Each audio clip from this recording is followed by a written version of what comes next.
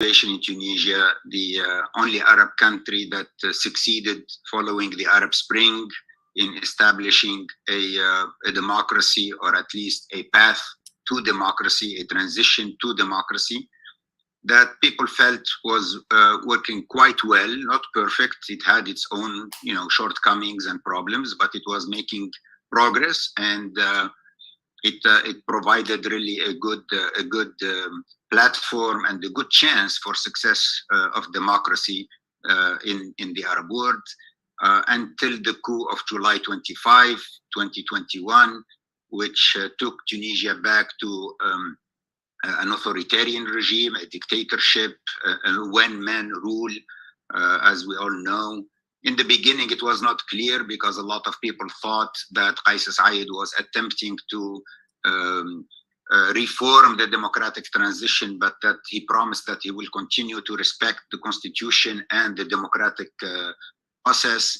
But we know now, after 2 years, that he actually did not do that, did not respect the constitution. In fact, he wrote his own constitution, and he dissolved most of the institutions, the democratic institutions that had been created in the past 10 years, including, of course, the parliament, but many other democratic institutions, including, and most of, importantly, I think, the independent judiciary body, the High Judicial Council, which was elected previously by the judges themselves to monitor the court system and the judicial system.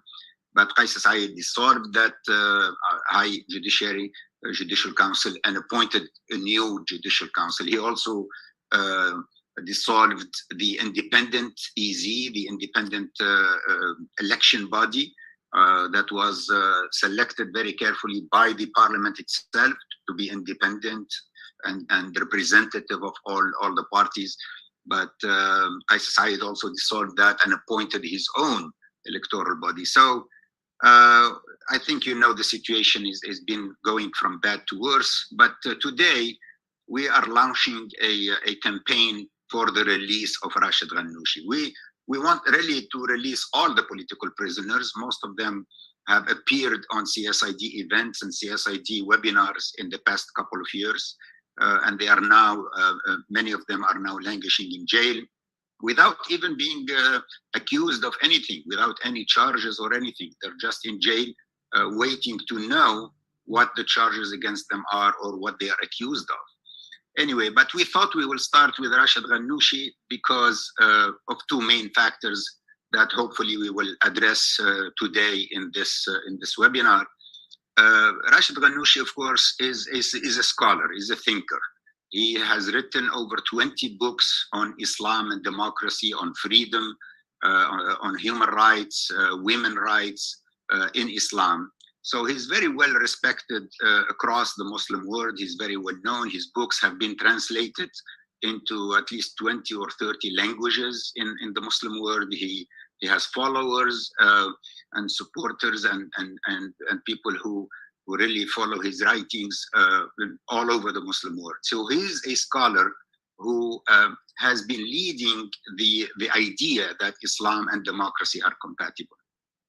Also, he is the head of the parliament. The elected parliament of 2019 elected Rached Ghannouchi as the president of the parliament. So he represents the highest institution under the constitution of 2014, which is the parliament, which is representative of the people and really has most of the power, because even the government is appointed by and approved by the parliament, including, of course, all the laws and all that. So we urge you to join us in this campaign for the release of Rached Ghannouchi. Rached Ghannouchi is now in jail under 1-year jail sentence because in 2016, I believe, he made a speech during the funeral of one of the Nahdha leaders who had died at that time in 2016. And he said in that speech that the police of Ben Ali were oppressors. So, because they killed him and they tortured him. And as we know, this was common knowledge that the police of Ben Ali before the revolution was torturing everybody, was responsible for the death of several political prisoners under torture. But now he was sentenced last year, just a year ago in April, I think, while he was in jail already. He was sentenced to 1 year for calling the police tawaghit, oppressors. You know, that's the reason why he's in jail right now, because he called the police of Ben Ali oppressors, which everybody knows that they were oppressors under the old regime. Our hope, of course, is that he comes out before he finishes this 1 year term, or at least that there will not be additional sentences added on top of that when the 1 year expires, which I believe will be in April 2024. So we're going to do our best to do a big campaign to highlight to the international community who this man is, why it's important that he be released. And I'm very pleased today to have with us in this webinar really 4 of the most prominent scholars of democracy and of specifically of democracy in the Muslim world. So I am very delighted to introduce very briefly and to welcome Professor Nader Hashemi. Nader is a director or the director of the Center for Muslim Christian Understanding at Georgetown University. He's an old friend, and he's also sits on the board of CSID. Our second speaker is Professor Andrew Marsh. He is Professor of Political Science at the University of Massachusetts at Amherst. He's the author of several books on Islam and democracy. The latest one of them just came out a month ago. I hope he will have a chance to talk to us a little bit about this 1 week ago on Muslim, with Rached Ghannouchi, exactly. The title of the book is On Muslim Democracy. It just came out a month ago with obviously, you know, we're all waiting to get a copy and to read it. Our third speaker will be Professor Monica Marks. She's Assistant Professor of Arab Crossroads Studies at the New York University in Abu Dhabi. Monica is an expert on Tunisia. She has spent the majority of the last 10 or 12 years in Tunis, so she knows Tunisia very well. And last but not least, we have Professor Larry Diamond. Larry really needs no introduction. He's one of the main important thinking and thought leaders on democracy in the world, on the democratic movement in the world, on transitions to democracy in the world. He is the editor or co-editor of the Journal of Democracy. I mean, he is very well known in the democracy community as an expert on democracy and democratic transition. So I'm very, very pleased. Thank you all for joining us this morning. So we'll start, everybody will have between 10 and 12 minutes, and hopefully we will leave about 15 minutes to 20 minutes at the end for Q&A. We start with Professor Nader Hashemi. Welcome, Nader. Go ahead. Thank you, Radwan. It's a huge honor to be here, especially with 3 distinguished sort of scholars who I am deeply dependent on when it comes to my understanding of questions of, you know, democracy, authoritarianism, Islamic political thought in Tunisia. On my way to campus today, I was just thinking there's one person who's missing from this discussion, and that's the late, great Alfred Stepan, who wrote extensively and insightfully on Tunisia, was very sort of, you know, very, you know, I think inspired by events in the Arab Spring. But in many ways, we miss him greatly. And yeah, we miss him greatly, but in many ways, it's actually good that he's not here, because I think if he would have lived to see how things have unfolded in Tunisia since the seizure of power of Qais Said and the persistence of authoritarianism, I think his heart would be broken. So I just wanted to put out a plug, mention Alfred Stepan's name if anyone is interested in, you know, the question of Tunisia and democracy. His writings are absolutely essential. I'm also glad that we can celebrate and perhaps have some discussion of Andrew Marsh's very new book. His reader on Rached Ghannouchi came out a week ago. We're hoping to do something big here.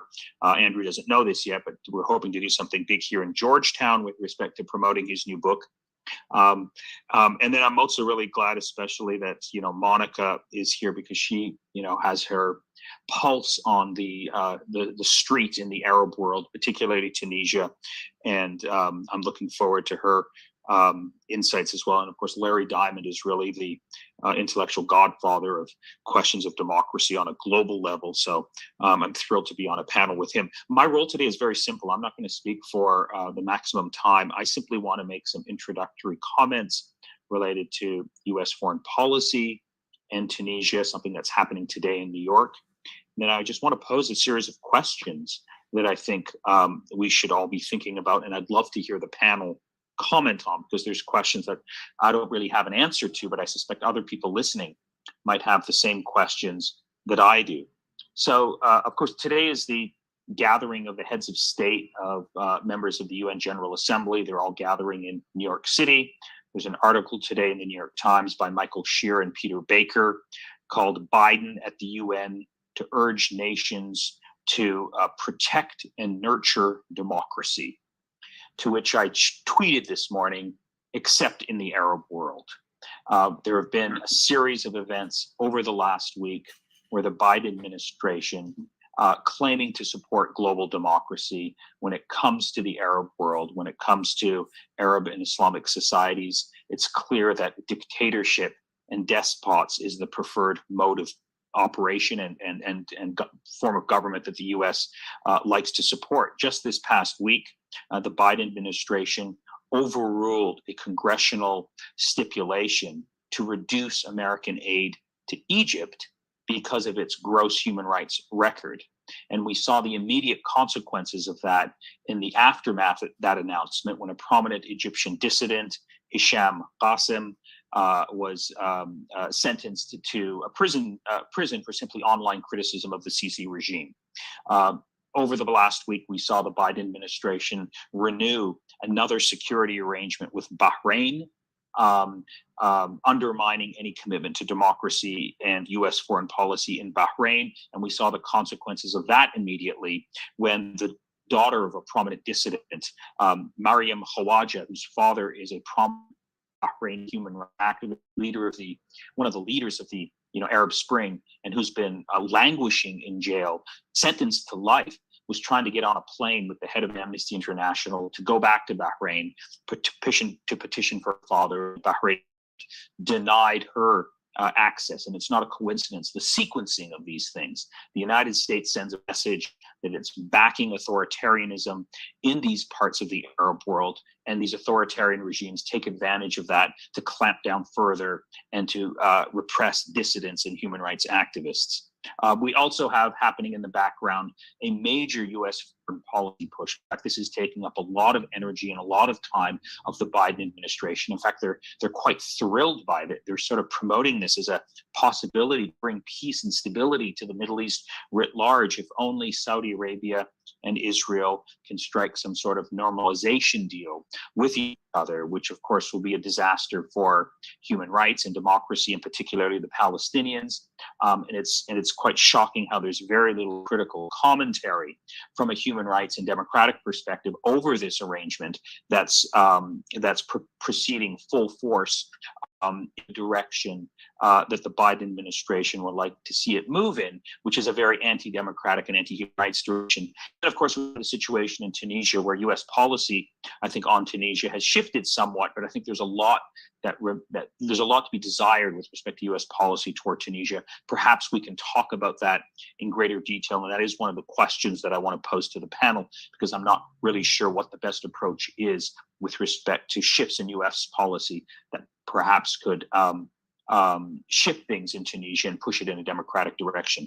So I guess the questions that I want to pose at the beginning, and I hope we get a chance to answer or discuss some of them with respect to the question of Tunisia, with respect to the question of, the imprisonment of Rached Ghannouchi, is number one, where is the Tunisian civil society organizations that won the Nobel Peace Prize in 2015 for their role in consolidating democracy in Tunisia? I'm referring specifically to the Tunisian National Dialogue Quartet Group, which was widely celebrated as sort of playing a role in preventing a return to authoritarianism. A status update on that would be, I think, most welcome in terms of understanding the internal politics of Tunisia. The second question that I have is perhaps could have Rached Ghannouchi, looking back, have done things differently to avoid this crisis? Were there any sort of specific, mistakes that we can identify, or was this return to authoritarianism really destined to happen because of the dire economic underpinnings that Tunisia was facing, and it really wasn't anything that anyone could do, because it's very difficult to sustain democracy when people don't have bread to eat? The third broad question is the role of the international community, particularly the United States. I mentioned this before. What are the pressure points that perhaps we can identify where CSID is vulnerable, that we could perhaps focus on? And if we were to apply pressure at those locations, it might open doors to a restoration of democracy. I don't have a clear picture on exactly what the sources of authoritarianism are for CSID, how he's able to continue. What are the internal sources within Tunisian society, within the Tunisian state apparatus, and also regionally, that are sustaining this authoritarian stranglehold of the country? And then the last question really is a question, I think, for for Andrew and for Monica. Andrew, you have this important book coming out on Rached Ghannouchi's writings. It's out already. It's on broadly his ideas with respect to religion, democracy, Islam, and democracy. But my reading today of the intellectual mood in the Arab world is those are debates that were very much in vogue and important in the 1980s, in the 1990s, at the time of the Arab Spring. My sense is that we're in a different intellectual territory today with respect to the mood in the Arab and Islamic world on questions of politics, where as a result of the Arab Spring, as a result of the counter-revolutions, as a result of the persistence of authoritarianism, I don't get a sense, and perhaps I'm wrong here, that questions of religion and democracy, Islam and democracy, are as salient and as important as they were a decade ago. So that's sort of a topic that I've been struggling with, and I'd welcome insight and comments from the other members of this distinguished panel. I'll stop there and turn it back to you, Radwan. Thank you, Nader. Now we go to Andrew Marsh. Andrew, the floor is yours. Please tell us about your new book. Hi, good morning, everyone. Thank you, Radwan and Nader, for those introductions. Like I said, this is a book that was published just this past Monday, and it is a book that is joint with Rached Ghannouchi. It consists of 10 previously untranslated essays by him on various aspects of the turn to the ideology of Muslim democracy, which the Ennahda party famously declared at their annual party conference in 2016, having declared that they no longer identified with the idea of Islamism or political Islam and embraced the idea of Muslim democracy, as opposed to previous ideologies that we might refer to as Islamic democracy, or as the ideologies that were associated with the broader Islamist movement throughout the 20th and early parts of the 21st century. So the book consists of 10 essays by Ghannouchi that were previously inaccessible to an English-speaking audience, an introduction by me in which I give a kind of interpretive argument about how we should think about the ideology of Muslim democracy. And then most of the book is actually a lengthy philosophical dialogue between Ghannouchi and myself, covering all kinds of things from his childhood, his intellectual formation, his early years in the capital of Tunis, in Cairo, Damascus, France, the early years of the formation of the Islamist movement in the 1970s and 80s, and then all kinds of things about his ideological and doctrinal and philosophical trajectory. So the dialogue is something that I'm particularly excited about hearing the reaction to. I engage with him myself as a political philosopher, engaging with him not on the sorts of journalistic things that you might expect somebody to ask about, whether this or that tactical decision on the part of Ennahda since 2011, but on the deeper questions of what does it mean to think about Islamic law, pluralism, authority, legitimacy, the scope of popular sovereignty, the difference between theorizing democracy when you assume that the entire population or most of the population is morally committed to a form of Islam, as opposed to a theorization of democracy that begins with the fact of radical pluralism. Of course, the hallmark of Tunisian democracy, more so, I think, even than Egypt, the only comparable country that attempted a democratic transition, is the radical nature of political pluralism in Tunisia, whether that's because of certain kinds of Tunisian particularities or the long period of authoritarian secularizing rule that created different kinds of intellectual communities that were particularly hostile to Islamism and perhaps even forms of Islamic practice. And so Tunisia was a very, very unique situation in the Arab Muslim world, in which there were very, very strong, assertive, and electorally successful parties that were hostile to even a symbolic status for Islam in the public sphere. And so the turn to Muslim democracy, in my opinion, is fundamentally a reaction to this basic fact, the fact of you theorize democracy or you practice democracy in conditions in which you can't assume a deep kind of moral, religious, epistemic, ideological consensus about the meaning of life, the status of Islam, the purpose of a political community. And you theorize democracy based on the recognition of quite radical pluralism. And in my interpretation, what's interesting about Muslim democracy is not just the fact of it, not just that you have an Islamist or a former Islamist party that is pragmatic, that deals with antagonistic parties, but that also makes an attempt to make sense of this from an intellectual, moral, and religious framework. And so, as is well known, Ghannouchi emphasizes certain things like the original Covenant of Medina, the Sahifat al-Medina, in which the Prophet Muhammad created a kind of political community that did not assume deep moral consensus on the part of everybody subject to this authority, but recognized the existence of pluralism and a focus on shared objectives and shared values that were by and large worldly or secular. Now, whether or not this is a controversial interpretation of the Sahifat al-Medina, this became a central aspect of the religious framing and justification of the turn to Muslim democracy, as opposed to what I refer to as Islamic democracy.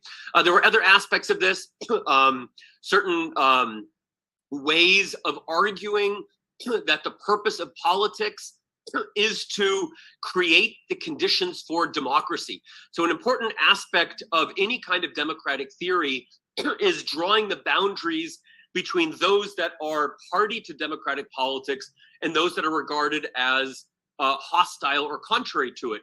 Throughout much of the history of Islamist theories of politics, the boundary was between those who accept Islam as an orienting truth about politics and those that are hostile to it. The turn to Muslim democracy involves saying that the fundamental divide is not between those who are pious Muslims and not pious Muslims, but those who accept democracy and those who are hostile to democracy.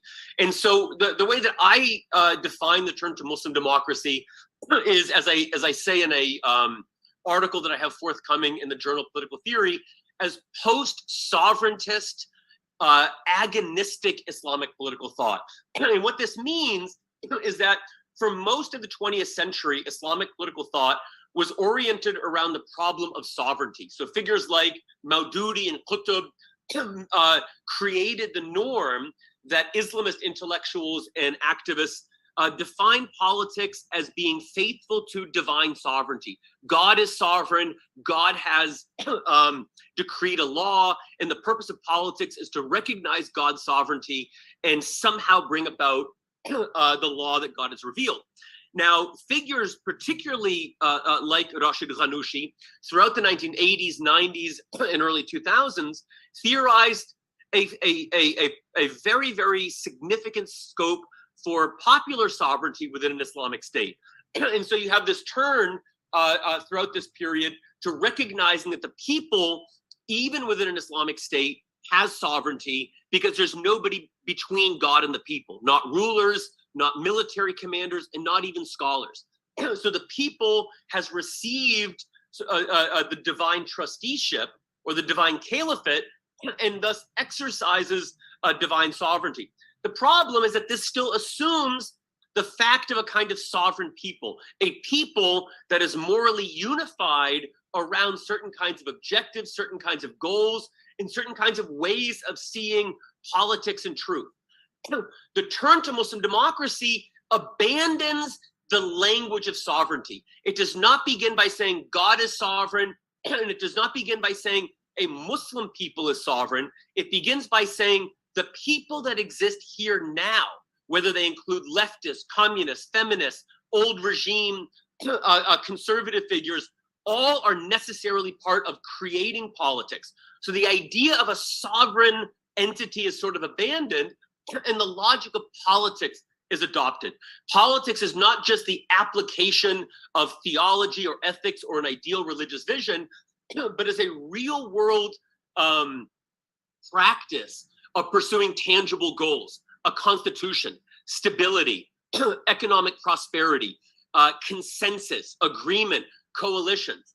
And so it's a way of prioritizing politics and recognizing the political legitimacy of your opponents. They are not enemies. They may be antagonistic. They may have different agendas. They may be competitors, but their legitimacy as political opponents, as political agents, is recognized. And I think I'll conclude here. I think what I will say is we spent a lot of time, we being those in the West, worrying about whether Islam is compatible with democracy. Can Islamists be Democrats? Can Islamic parties be committed to democracy, or is it just one person, one vote, one time? And I think the important thing, and here's the fundamental answer to the question that was set for this webinar: who is Rached Ghannouchi, and why must he be released immediately? Above all, whatever disagreements you may have with his choice of coalition partners or particular political decisions during the 10 years of Tunisian democracy, what he represents is a decisive statement on the part of a very, very important Islamist intellectual and political actor, that all political actors and parties and agents and groups that are willing to participate in democracy are legitimate members of a political community. And when you reverse this, when you ask whether the same is true about many elements of the secular opposition in a country like Tunisia, did they recognize that Ennahda and other Islamist political actors were legitimate members of the political community, were legitimate members of democracy? The answer is very frequently no. Monica and others can attest to this much better than I can, but there was a sense that rejection of Ghannouchi and Ennahda went beyond criticism of political decisions, went beyond the idea that they may have political decisions or policy agendas that ought to be opposed, but to the very idea that they are not recognized as legitimate competitors or opponents in a political system, but as enemies who have no place in politics. And so we spent many, many years asking whether Islam is compatible with democracy, or whether Islamist parties can be committed to democratic politics. And I think what circumstances like the Egyptian transition and the Tunisian transition force us to ask is whether or which Arab secular political parties and actors are compatible with democracy. Thank you. Thank you, Andrew. Monica, the floor is yours. You have 10 to 12 minutes, please. Yeah, it's great to be here in such esteemed company, and I really look forward to reading Andrew's new book, which, like Nader said, is going to be a reader on Rached Ghannouchi based on Andrew's extensive conversations about his political thought. Rached Ghannouchi, for those who are new to this conversation, is by far and away the most internationally famous of the over 24 political prisoners that CSID rounded up and threw in jail this spring. Those political prisoners span Tunisia's full ideological spectrum, from so-called Islamists like Ghannouchi to anti-Islamists, opponents of Ghannouchi's political party. When Syed arrested Ghannouchi, it really marked a new step in his deepening march towards authoritarianism, in large part because it had been assumed that there was some hesitance to lock Ghannouchi up, simply because he was so famous, so internationally renowned, as a quote-unquote moderate Islamist and peacemaking personality and leading Islamic political theorist. So I want to talk briefly about his youth. Then I'm going to get into the post-revolutionary period, 3 things that Rached Ghannouchi did right, 3 positives, 3 things that I think he did wrong, 3 negatives, and 2 takeaways. So a few things that we should all know about the younger Rached Ghannouchi. He held a wide variety of jobs and he traveled widely. He lived not only in the Mashriq, in places like Syria, but he lived during his youth in France and in Germany. And he did all sorts of jobs, almost like, reminds me of the author John Steinbeck when he was young. You know, like he was a stevedore and he picked fruit and, you know, he studied in Syria. I think all of these different experiences gave him a comfort with, quite a lot of comfort with diversity and a comfort in the East, in the Middle East, in the Muslim world, and in the West. He started, along with 3 other young men who were in their teens and 20s at the time, the Islamic movement that later became called Ennahda, which means the Renaissance or the rebirth, in the early 1970s. And this movement was loosely inspired by the Egyptian Muslim Brotherhood, but it was certainly not like the local Tunisian franchise version of that. It had other inspirations too, like Malik bin Nabi, the Algerian, more secular thinker, his political thought. And it defined itself as being very anti-Bourguiba. Bourguiba at the time was the so-called enlightened authoritarian who was leading Tunisia. But the young men who built Ennahda and the women too, there was never a gender segregation in the movement like there was in Hassan al-Banna's Egyptian Muslim Brotherhood in the 20s and 30s. These young men and women in the 1970s really defined the movement as being pro-democracy and anti-authoritarianism. So they were looking at Tunisia's political ailments through the lens of religious conservatism, but they believed very strongly in debate, in pluralism. Like I said, there was never gender segregation within Ennahda, and they believed in working with everyone. So in Ennahda's first press conference in 1981, they said that we're more than happy to work with communists, with the Tunisian Communist Party against Bourguiba's dictatorship. A lot of so-called Islamist parties around the Muslim world at the time said, what? You're going to talk with communists? How is that Islamic? So Ennahda got a lot of criticism starting in the 1970s and 80s from more radical, more religiously conservative Islamist movements across the region because of this commitment to democracy and pluralism. It deepened that commitment during the 2000s under Ben Ali's dictatorship, during cross-ideological opposition talks that Ennahda participated in, along with leaders of secularly oriented movements in Tunisia at the time. And it committed, it actually signed on the dotted line. Leaders of Ennahda, including Ghannouchi, and his representatives, I should say, signed on the dotted line, saying that the sole source of a government's legitimacy in Tunisia is the people. It's not Sharia, like Andrew was saying. Ghannouchi had a strong commitment, theoretically, through Islamic arguments to popular sovereignty and the ballot box. So let's get to the post-revolutionary, post-2011 period. 3 things that Ghannouchi did right and 3 things that I think that he did wrong. One thing he did right was he exercised a lot of self-restraint in the construction of Tunisia's democratic institutions and in Ennahda's role in power.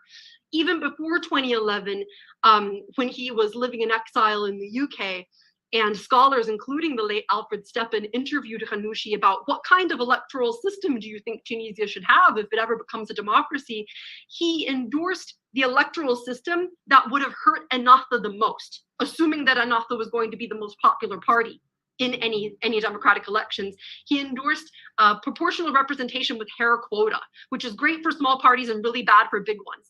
And that's ultimately what he endorsed in 2011 after the revolution too, because he said Islamist parties or religiously conservative parties can lose by winning in the Middle East and North Africa because they spook people. Look at what happened to Algeria in the early 1990s. Look at what happened in Tunisia in the early 1990s. We need to exercise self-restraint. Now, Ghannouchi's critics accused him of a double discourse and wanting to gradually gobble up democratic institutions, but he was very consistent about that before and after the revolution. And there were a number of decisions that Ennahda made, such as stepping down from power peacefully in 2014 when there was a lot of protest against their rule, that also manifested that commitment to taking a pretty minimalist approach in power. The second thing I think Ghannouchi did right, he led a series of pragmatic compromises after the 2011 revolution. In fact, under Ghannouchi's leadership, Ennahda gave up so much that some of its members accused it of almost radical pragmatism, of almost behaving like a self-emasculating giant. Ennahda had the most votes, more votes than any other political party after 2011, but it kept giving things up. So I'll just run through a quick list of those. It gave up any mention of Sharia in the constitution, Tunisia's first democratic constitution, which was passed under Ennahda's leadership in 2014. It gave up criminalization of blasphemy. It gave up the first draft of an article that was quite problematic in the beginning that said men and women complement each other within the family. It gave that up almost immediately when there was pushback. More problematically, perhaps, Ennahda gave up meaningful transitional justice, and it gave up meaningful pursuit of security sector reform because it was really afraid of institutional and deep state backlash. Ennahda also gave up a lustration law, proposed lustration law in 2014 that would have made it impossible for members of the former regime who held high positions, including the then most popular presidential candidate, Beji Qaid Essebsi, to run in elections. Ennahda gave that up. That was hugely controversial. Ghannouchi had started off supporting it, but he ended up abandoning his support for that article, which helped Tunisia's democratic transition survive. He also gave, along with other Ennahda leaders, a lot of unelected political parties disproportionate say in the drafting of Tunisia's 2014 constitution. So again, that minimalism and self-restraint. Those are just a few. That's by no means an exhaustive list. And a third thing that Ghannouchi did right after 2011, he led negotiation efforts that had a moderating influence domestically and regionally. So in 2012 and 2013, he would make trips to Egypt to try to talk sense into Mohamed Morsi, the Muslim Brotherhood's president at the time, and try to get Mohamed Morsi to see the wisdom of making these sorts of pragmatic compromises and stepping down from Morsi's tougher Islamist approach. He also he was the key figure that broke the logjam during the 2013 Bardo crisis that almost sunk Tunisia's entire democratic transition. He initiated contact with Beji Qaid Essebsi at the time, and their behind-the-scenes talks in France opened the door to the quartet that ultimately won the 2015 Nobel Peace Prize. That started with Ghannouchi. Let's get into what he did wrong. This kind of helps answer Nader's question a bit. 3 things that he did wrong. I think Ghannouchi, first and foremost, succumbed to the tragedy of longevity. During Ghannouchi's youth, he understood himself to be the anti-Bourguiba, against Bourguiba's paternalistic authoritarianism. But the older Ghannouchi got, the more he wanted to stay in power. And he didn't retire. So starting in 2016 at that famous Ennahda 10th Party Congress, you started to see Ghannouchi try to isolate democratic debate and vibrant contestation within Ennahda. A lot of people within the party accused him of creeping authoritarianism within the party and of not making enough space for young people, new leaders to emerge and refresh the party's leadership. One of the members of Ennahda who actually helped found Ennahda all the way back in the 70s and then left the party said that Ghannouchi could never escape the little Bourguiba in his head. You know, he started in some ways to become what he hated, just in terms of wanting to have so much power within Ennahda. And then the second thing he did wrong, I think, is tied to that. He made a very questionable decision in 2019 to seek a seat as a member of parliament. Now, Ghannouchi looked at the polls like everyone else, and he knew that he was one of the most loathed figures in Tunisian politics, often for unfair reasons. People made all these unfair accusations that he was supporting jihadism. There was no evidence for that, etc. But rightly or wrongly, he was a very unpopular figure in Tunisian politics, but he didn't really care. He decided that he wanted to put his face front and center and become Speaker of Parliament anyway. And that helped create a stage on which a lot of populist anti-system actors could make big scenes and turn the parliament into a circus and delegitimize the work of parliament. And that's ultimately what happened. Ghannouchi is not first and foremost responsible for those bad actors, but his lack of wisdom in not knowing when to quit, not knowing when to retire, maybe write some more books that Andrew could interview him about, spend time with his grandkids, helped set that stage. I think a third thing that he arguably did wrong after 2011 is he sought consensus so much that it started to look to a lot of Tunisians like Ennahda cared more about holding on to their seats than delivering on a vision for Tunisia or delivering on any concrete reforms for the country. So I think what helped Tunisia survive the first stage of its transition, and where Ghannouchi really shone at his brightest, prioritizing consensus, pragmatic self-restraint, making all these compromises, wheeling and dealing with Beji Caid Essebsi. In the second phase of Tunisia's transition, especially after 2015, 2016, those started to become liabilities, not assets. And Ghannouchi had trouble making the pivot. So 2 takeaways, and I'll finish here. The imprisonment of Rached Ghannouchi is not justifiable under any argument. Ghannouchi was flawed and fallible. Of course, he was not a perfect leader. He did a lot of things right. I think he did more right than he did wrong. But some of those things that he got wrong did end up weakening Tunisia's democratic system and weakening internal democracy within Ennahda. But his imprisonment is very dangerous, in part because it empowers extremists. It vindicates the argument that the ballot box in the Middle East and North Africa is a futile pathway to change. So for authoritarians in the region who make that case, and for jihadist recruiters who make that case, the imprisonment of Rached Ghannouchi is a gift, because it teaches a lot of onlookers that you can be the most moderate, diluted, watered down so-called Islamist party. You can sacrifice all of your Islamism and you can make loads and loads of compromises one after another, but you're still going to get locked up. So what's the takeaway there? Well, what's the point of all this politics, of all this compromise? And that's a very, very dangerous lesson. Another thing I want listeners to take away is that CSID is the inverse of Rached Ghannouchi when it comes to his level of Islamism. Ennahda is often, I think, wrongly understood to be an Islamist party, and Rached Ghannouchi is often, I think, wrongly understood to be an Islamist leader. In fact, Kais Saied, the current president of Tunisia, is infinitely more Islamist than either Ghannouchi or Ennahda. I'll give you some examples. Not only does Saied rail against the West all the time, which is something that Ghannouchi really never did at any point in his history, Kais Saied self-authored a constitution that he ramrodded through via an undemocratic referendum last summer. Article 5 of that self-authored constitution promises that the Tunisian state will, quote, work to achieve the objectives of pure Islam. So for the first time in Tunisia's history, the Tunisian state is tasked with achieving the objectives of pure Islam. Had Ennahda even whispered about that behind closed doors, it would have caused a furor in Tunisian society and in international press, certainly in Western press. But Saied did it. He not only talked about it, he did it. Another way that Saied is more Islamist than Ghannouchi supported decriminalizing homosexuality. He didn't have necessarily a fully liberal approach, to say the least. Ghannouchi was a supporter of don't ask, don't tell, basically. But Ghannouchi has on the record, speaking with French journalists and others in Tunisia, has said repeatedly that he wanted homosexuality to be decriminalized. Whereas Kais Saied has repeatedly called gay people deviants and fully supports the criminalization of homosexuality.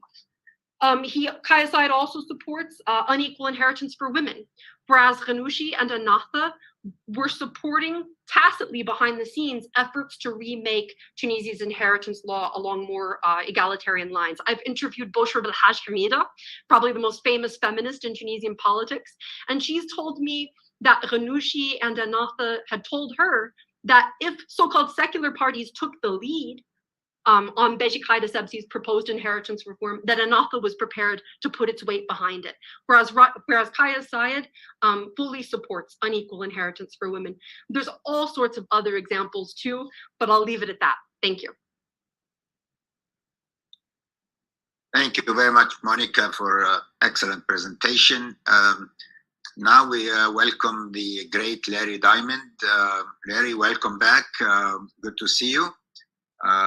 What are your thoughts on what's going on in Tunisia and specifically on the arrest and jailing of Rached Ghannouchi? So a few preliminaries. Number one, I hope my voice and my face are aligned. I am in a hotel room with horrible reception, and I've had to actually come in by phone to hear most of this. The audio is by phone, the visual is by me. I apologize for that. Secondly, thank you for your kind introduction, Radwan. I am actually no longer the co-editor of the Journal of Democracy. I've been succeeded by my wonderful friend and colleague, Tarek Masmoudi, at Harvard, who's now editing the journal with Will Dobson, but of course I'm deeply involved in it. It's a great honor to be on this panel. I've already learned so much and have so much admiration for everyone on this panel and the commitment and intellect and depth of knowledge you bring to this. I want to make a few other points and then talk about policy and talk about the future. The first point I want to say is to echo what Monica said, not as, you know, as a democracy expert and a human rights committed person, not, of course, as an expert on Tunisia, which I'm not. There has never been asserted by Qais Said or anybody else any allegation with any evidence that could justify the prosecution of Rached Ghannouchi. He is a political prisoner. Indeed, he is one of the most important and significant, historically significant for the reasons that have been articulated, prisoners of conscience against authoritarianism for democracy in jail in the world today. And the fact that there is not a concerted effort by the United States and the European Union to demand his release and to demand concrete measures to release all political prisoners, and as we've heard from the beginning, there are quite a number of them, and effect a serious timetable for transition back to democracy, is really a stain on the professed commitment to democracy promotion of the European Union and the United States. And, you know, we can't escape the irony of having to note this on the very day today that President Biden has gone to the UN General Assembly to once again reassert an oral commitment, a rhetorical commitment to promoting democracy that has not been matched, I'd say, by any serious strategy globally or by the necessary specific, even modest steps that could be taken in a number of individual countries, including the Arab country that by far, you know, has the best chance to get to democracy, because for about a decade, it was a functioning democracy, probably the longest stretch of Arab democracy in modern history. So this is truly highly regrettable. And I think we really need to pressure the Biden administration, particularly at a time when it wants space to pursue what is, I think, a potentially very alarming and disturbing deal with a tyrant, Mohammed bin Salman, you know, that we expect better and at least some degree of balance toward the pursuit of democracy and the defense of human rights in the Arab world. The second thing I want to say is to echo what Monica and others have said. we should, whatever his mistakes were, and, as I was listening to your list, Monica, I was thinking, well, check with respect to Aung San Suu Kyi, and worse, in fact, there in Burma. But I'm not into blaming the victim in this kind of circumstance. It's important to do the historical analysis, but he's now still a prisoner of conscience for democracy and for constitutionalism. In this regard, I do think we need to acknowledge, Radwan, more than you did, that a lot of mistakes were made by democratic actors across the spectrum in Tunisia. I think we need more honest analysis of the kind of balance sheet that Monica, I think, very valuably gave us, and that Al Stepan, who was a very good friend of mine, would have given us. But we also have to note, okay, there was a lot of corruption. Let's be honest about that. That wasn't effectively dealt with. And there was a lot of aimlessness and divisiveness on all sides, and actors with narrow visions. But, this is not uncommon in a democracy. What there also was a massive failure of commitment and imagination, again, very specifically on the part of the European Union and the United States, to recognize that this was one of the most important democratic experiments in the world in the second century of the second decade of the 21st century, precisely because of its historical significance within the Arab world and the Middle East. And this is why President Sisi wanted it to fail. It's why all the Gulf states wanted it to fail and didn't lift a finger to help it.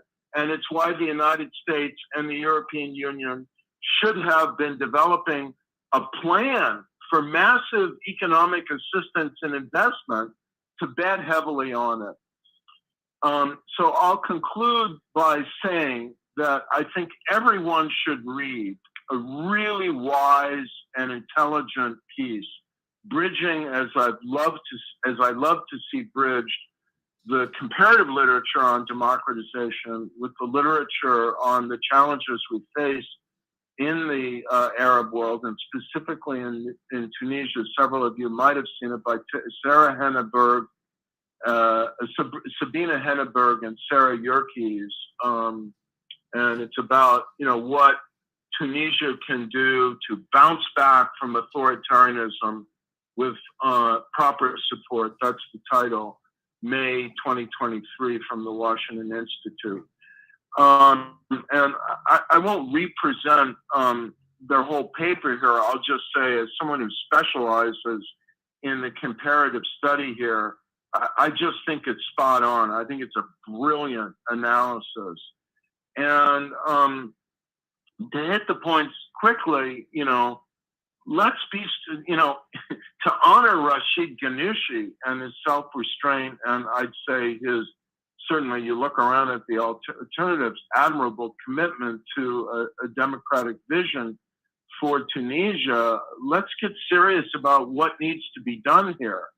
And what needs to be done here is to create the conditions for the kind of bounce back dynamics that we've seen in other countries to emerge in Tunisia. And these include unification of the opposition parties and of civil society actors. I mean, the secret, I often say, of democratic transitions, you don't need to be a brain surgeon to figure this out. You've got to unite the democratic opposition and divide the regime. And if you want to get back to democracy after an authoritarian interlude, the same principle applies. So what could we be doing from the outside to try to mediate, induce, encourage, and a little bit even leverage this kind of unification? We need to get elections. We absolutely need to get elections. And the message to Saeed should be no more aid, no more cooperation of any kind until you develop a plan to release political prisoners and hold credible elections. Large-scale popular mobilization has often played a role in getting back to democracy. I think that's kind of moribund now. Nader, you asked about the quartet and its constituent elements. I think some of them are weakened now, and the Labor Confederation, from what I understand, is itself divided. So what might be done by international partners and actors to try and mediate and heal some of those divisions and kind of reinvigorate the morale and capacity of either the quartet actors or some kind of new combination of civil society forces. And finally, my final point again, I return to it, is almost everywhere where democracy had been suspended, was starting to be trashed, you know, constitutionalism was on its back, there was international pressure and support for a renewal of the democratic process and for Democrats. And that is notably inadequate, at least, and to my extremely limited vision, nearly lacking. This is our best hope to regenerate democratic momentum in the Arab world. And I think the United States, and specifically the Biden administration, given all the grand historical promises it's made, rhetorical promises it's made, and again, the European Union have a moral, and for reasons that several of you have laid out, I think very practical and even strategic obligation to themselves and to all of us to make a priority of Tunisia. And making a priority of Tunisia partly means making a priority of the release of Rached Ghannouchi from his utterly unjustifiable political imprisonment. Thank you very much, Larry. Again, very excellent presentation and really to the point. Just want to clarify, Larry, that between 2012, 1 year after the revolution and in the beginning of the transition, until about 2016, 2017, I was pushing very, very hard, both in Tunis and in Washington, D.C., for a Marshall Plan for Tunisia. I knew that the democratic transition was going to take time and that it was complicated and difficult, but we needed to stabilize the economy. And the only way to do that in a quick way is a Marshall Plan to stabilize the economy, to give the democratic transition time and give the democratic process time to establish a real democracy that can then deliver. We can't expect a democracy that has not even born yet to deliver economic progress when the democratic institutions aren't even there yet. You know, we're still working on writing a constitution. Radwan, I don't like to get political on these things, but you know who was president of the United States between 2017 and 2021. We weren't going to get a Marshall Plan under these circumstances. No, I agree. That's why I stopped in 2017. Now we have a presidency. Yeah. Now we have a president who articulates commitment to these kinds of purposes, but none of us see the follow through. Yeah. Well, again, thank you all very much for an excellent presentation. We're going to take maybe 5 or 10 minutes for questions. I see one question from Rashad Ali, I think to Monica, but maybe all of you can answer it, is do you think there were strategic errors among democratic activists in stopping the return to authoritarianism? I think Larry mentioned that. And then we have another question from somebody raising his hand. Omar Herter, we'll give him the microphone if he's ready. Omar, go ahead, please. You can ask your question.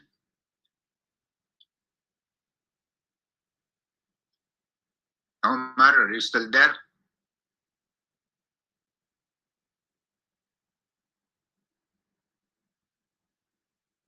Okay, I think Omar is not with us anymore. He raised his hand in the beginning. but maybe he's left. Any other questions? Let's see. I think that's the only question that we have so far. So what were the other mistakes from? Why? Yeah, from democratic players. But also, I think I would add to that to conclude, what can the US and the EU and the international community do to nudge, and especially for the release of the political prisoners? You know, to what can be done at this point? Monica? Yeah, sure.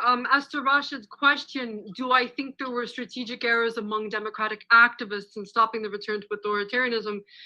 Absolutely, absolutely. You know, I already highlighted a few of the top things I think Ghannouchi, for all of his positive points and all of his successes, got wrong. You know, I don't want to veer into blaming the victim at all, and I couldn't agree more with Larry's comments. So I won't dwell on that because that's already been said.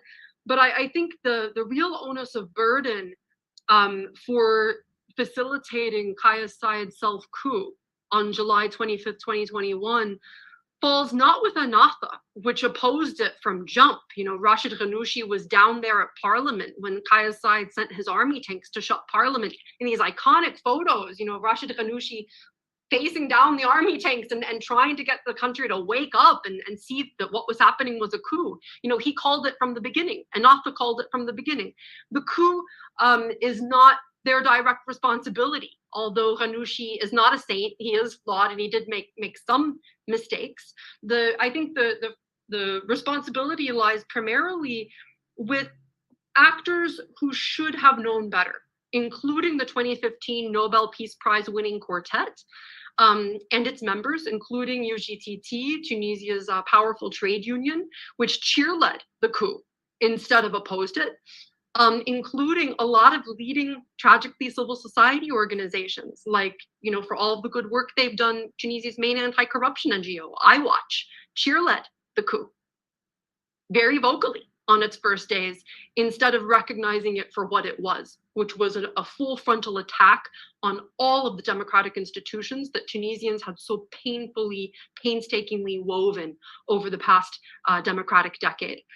You know, a lot of other Tunisian political parties who understood themselves to be secular, anti-Islamist, pro-democracy, even feminist groups, you know, all of these players who you would typically assume to be allies in the fight against authoritarianism, from trade unionists to feminists, vocally cheerled the coup when it happened, and it took them months to wake up.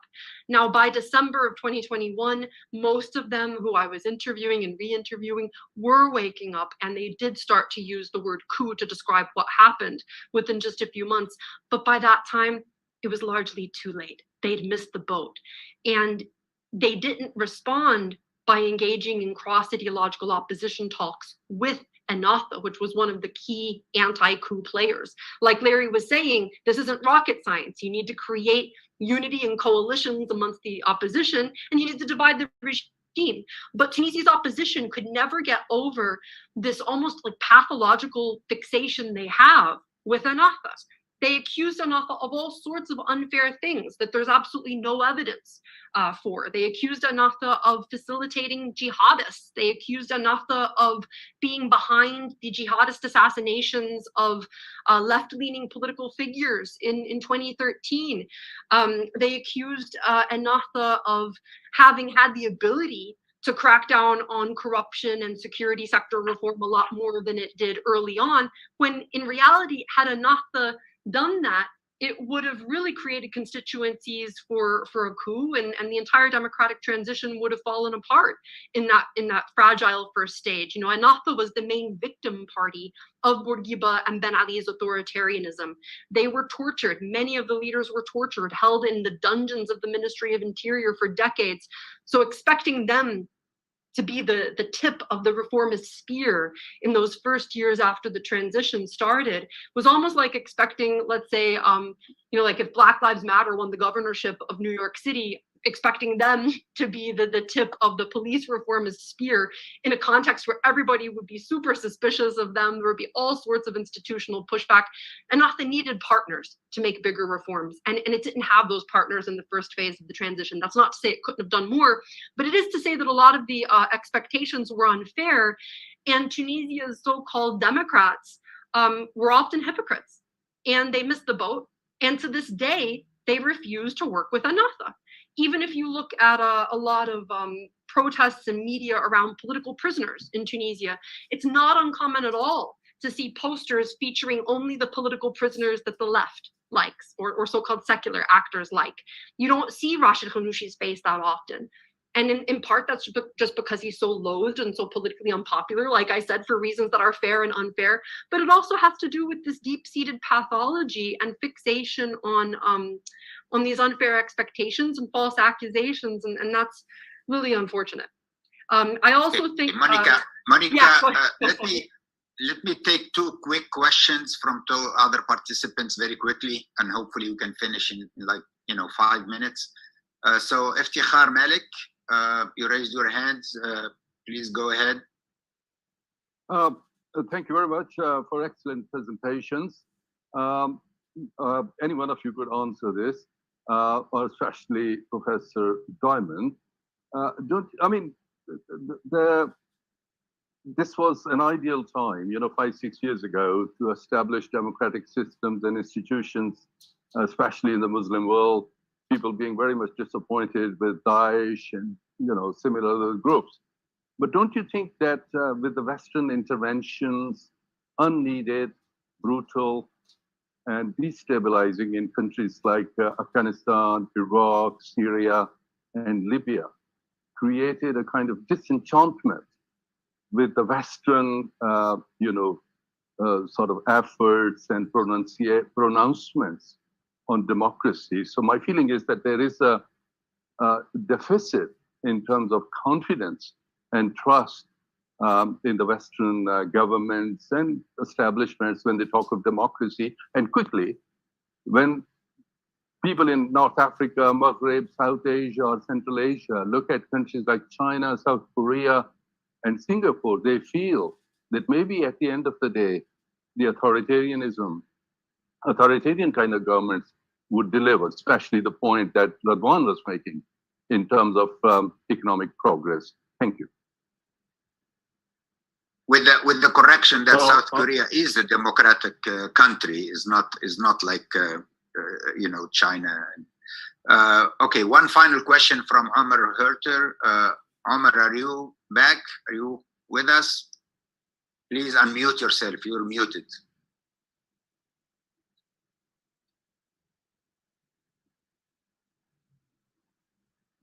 Omar, are you there?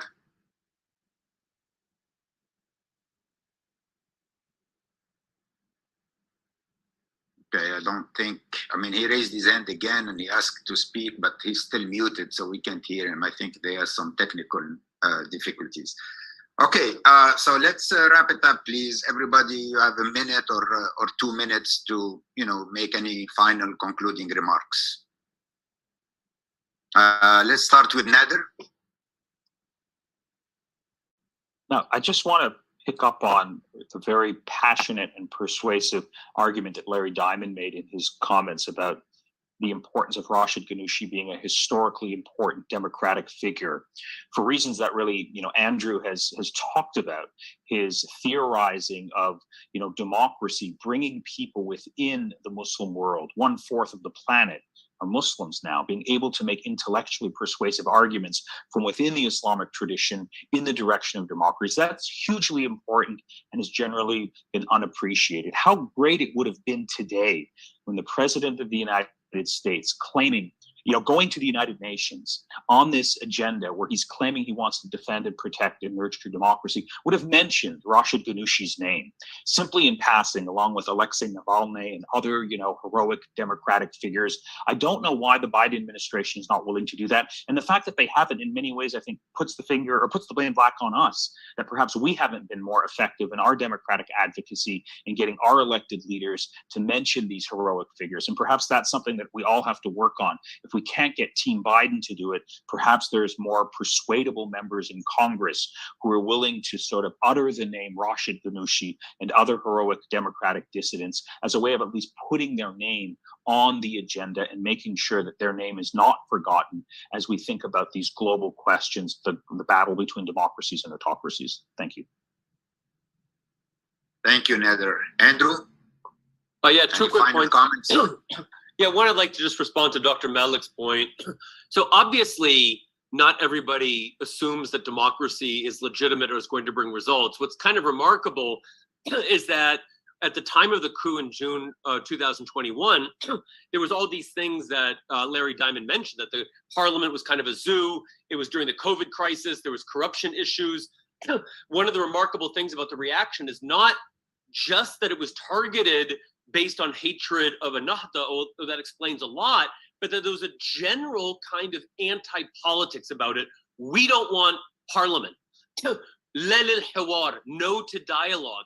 So there's a sense that we're fed up with politics. But what's remarkable is that things are worse in Tunisia than they were 2 years ago. You're not getting UAE, you're not getting Singapore, you're not getting authoritarian 1960 South Korea. You're getting worse results. And so I appreciate where the question is coming from, but I don't think you can either assume that there's support or loyalty to this regime, which gets minuscule turnout for its referendum and things like that, nor that the skepticism of democracy is rational, that you're choosing, I choose economic results over democracy. That's not the register at which things are going on. And I want to throw one final thing out there. You know, there's lots of discussion of particular kind of micro decisions, but a lot of people ask about the macro decisions. So if you talk to disaffected revolutionaries or even some Western analysts, the big move was exactly what Monica and others, including myself, pinpointed as the great kind of heroic move, was making the big grand bargain with Sebsi in 2014, the meeting in Paris and the long 5-year coalition between Nader and Ennahda that ended with Sebsi's death in 2019, which was the direct precursor to the coup. So this kind of consensus after the coup in Egypt, after the massacre at Rabaa, after ISIS in Syria, it was kind of identified as this great kind of Mandela moment in which you keep the democracy together by bringing the two great antagonists together. And there's clearly, reasons for thinking that was an extremely wise and extremely beneficial decision. But it also had the effect of, at the, that the grand consensus, the grand bargain, had the risk of kind of souring many people on the entire political system. And so giving cover to Nader, giving cover to the corrupt former officials of the former regime, the economic reconciliation law. And so, there is this big question: what if in 2014, Ennahda had kind of, read the writing on the wall, pulled back a little bit without formally entering into a kind of coalition with Nader, sort of perhaps figuring as the kind of loyal opposition, or doubling down with revolutionary elements? I don't know the answer to that, but that's a question. It's a big question that we didn't really discuss today, which is what were the costs, not of being too revolutionary or too Islamist, but of being too conciliatory and making the political system safe for Nader and the old regime elites. Excellent, thank you, Andrew. Monica? Am I responding to a specific question, Radwan, or just No, just any final comments, concluding remarks? Yeah, I guess the main thing I want everyone to take away is that Tunisia is languishing. This is not a garden variety autocracy. This is not Ben Ali from the 1990s. I think a lot of Western actors, when Kais made his coup in 2021, presumed it would be, or with almost comic naivete, thought that he might actually restore Tunisian democracy better and brighter than he found it, which was nonsense from the beginning and should have been recognized as such. But Kais Saied is a highly esoteric, in many ways unhinged, authoritarian. He doesn't have a plan on the economy. He doesn't have a clear plan or the capacity to enforce Europe's wishes on migration. So he's not even a useful authoritarian, domestically or internationally. Meanwhile, he's cracked down on pro-democracy critics across the ideological spectrum, and he's transforming Tunisia into a country where anyone who doesn't look or think exactly like him, from pro-democracy critics across the ideological spectrum to Black refugees and migrants, to, as we saw with his absurd claim today, that Storm Daniel was a Zionist plot because it's named Daniel, which happens to be the name of a Hebrew prophet, who was also a Muslim prophet, by the way. We're also seeing that it's not even a safe place for Tunisian Jews, where all of these different groups have to live in fear. And his authoritarian takeover was aided and abetted by the West, by actors including the Biden administration and the European Union. They should have seen that there were not liberal arguments for Kais Saied's coup. Obviously, he was a violator of human rights and an unraveler of democratic institutions from the get-go. But they should have also recognized the realist threats of his deeply destabilizing presidency. This is an ineffective authoritarian. He is ruling in adhocracy. And I think this is an instance of where idealist or liberal human rights goals and realist security and efficacy goals happen to align. So what Larry said, that there should be no aid for Kais Saied until he releases political prisoners and ensures free and fair elections next year. Tunisia is up for presidential elections next year, and it is careening into a scenario where those will definitely be unfree and unfair. Saied announced just this week that he's not allowing foreign election observers. Obviously, there's no free press anymore. Tunisians only criticize him behind closed doors in whispers. There should be no aid in this situation.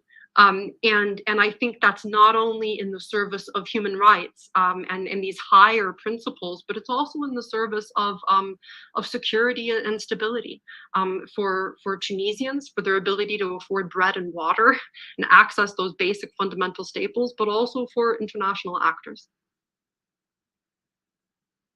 Thank you, Monica. Final words, Larry? It will be very briefly a final word since we're way over time. I think that the historical moment has turned again. I was against the Iraq intervention for precisely the reason that was described. I thought it would lead to the calamity and the blowback that it did. And then, of course, the miserable way we exited Afghanistan and the mess of Libya. There's so much to debate and correct for the future, but these increasingly are some years ago now. A lot of this does involve tone and an approach of humility and honest recognition of our own problems and limitations. But China has fallen into a very deep economic crisis. It's no sort of model now. As you said, South Korea is a democracy. Singapore is somewhere in between. And I think we can have this debate on the virtues of democracy and win it. So let's have it. Thank you very much, Monica, Nader, Andrew, and Hashemi, and Larry for excellent presentations. Thank you everyone for joining us today. This is the launch of our campaign for the release of Rached Ghannouchi. We intend to continue this campaign for the next 5 or 6 months or until he's released.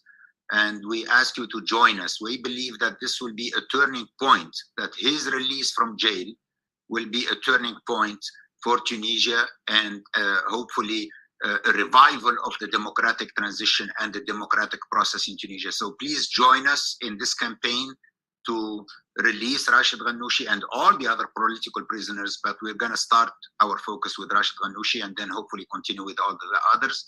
Please join us in this campaign. Please do whatever you can to help Tunisia help Tunisia revive its democratic process, its democratic transition. It's a difficult one, but I remain optimistic despite all these problems and all these challenges that democracy will survive in Tunisia, that democracy will succeed in Tunisia, and will therefore, and that Tunisia will become a model for democratic progress and democratic governance in the entire Arab world. So again, thank you all.